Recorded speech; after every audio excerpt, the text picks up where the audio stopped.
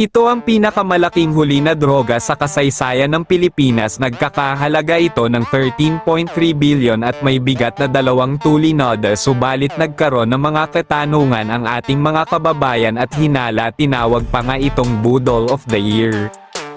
Bakit daw ang droga manilaw-nilaw na, bakit ni isa walang nahuli? Bakit parang sadyang idinaan daw sa checkpoint at wala man lang itong backup? Bakit ang driver walang takot na magmaneho, dumaan pa sa checkpoint samantalang wala pala itong driver license? Bakit dumating ang media, wala na sa loob ng van ang mga droga? Bakit walang PDEA? Bakit ang Pangulo ng Pilipinas nandoon at bakit ayaw niya pagsalitain ang pulis na nakahuli sa kontrabando? At bakit siya lamang ang nagsasalita tungkol dito? At paanong nagkasya ang 2 tulinadang droga sa van?